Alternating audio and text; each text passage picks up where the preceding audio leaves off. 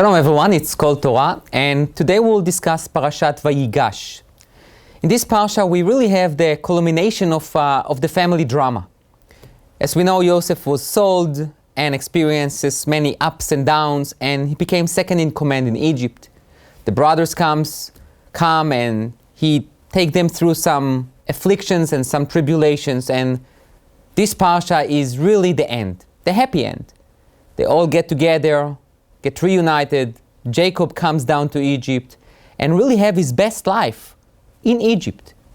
As we will know that next week's parsha is Vayechi Yaakov, and Yaakov really lived in Egypt. That was his life.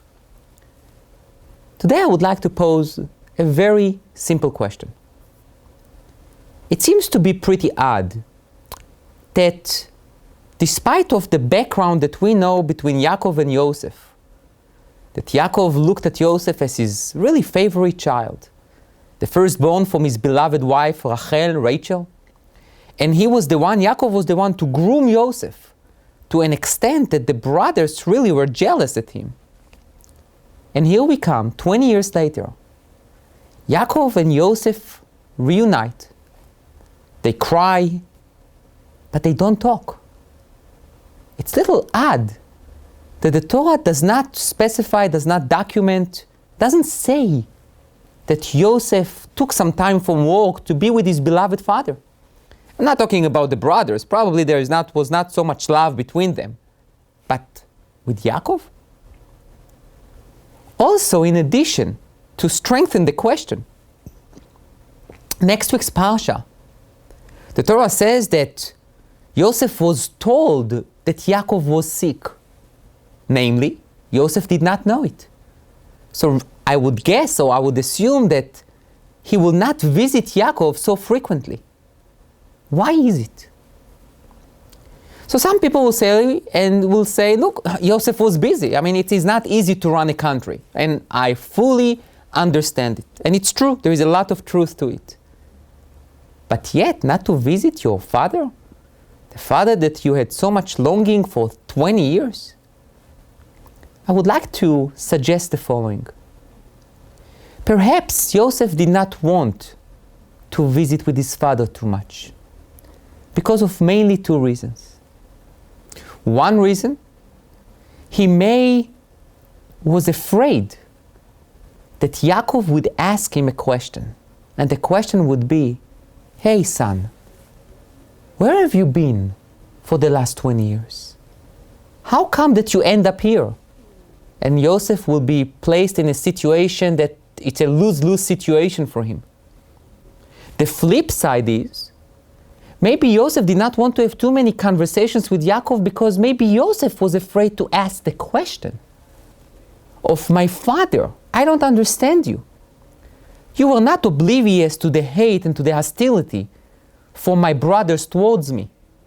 Why did you send me to Shechem? Why did you send me to the city where they took their flock, knowing that they can do something horrible to me? So what do we see from here? Perhaps Yosef was afraid to give an answer, or perhaps Yosef was afraid to ask the question. So what is the message for us in the modern world? We all know that family dynamic, it's not the easiest dynamic. There are a lot of ups and downs, delicate issues. I will share with you, I went somewhere and I heard someone ask another person, how was Thanksgiving? This person answered him.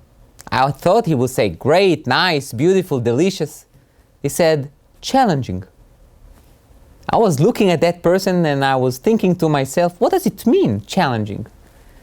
And in this parsha, I think I have some kind of an insight.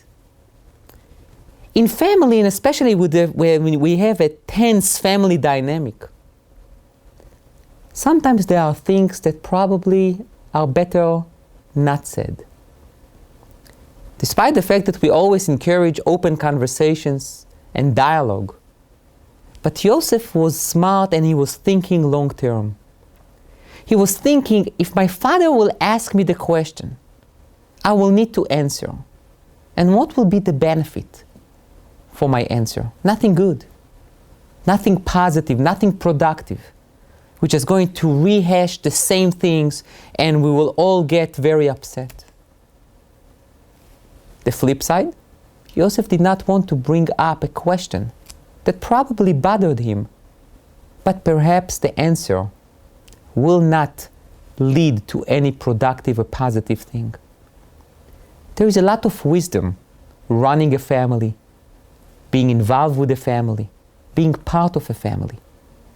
We need to be wise and sometimes to know when not to ask a question or when not to give an answer. And sometimes to say what we think. It depends so much on the situation, on the climate, on the atmosphere, on the tension. But I think the Torah teaches us a tremendous lesson in relationships.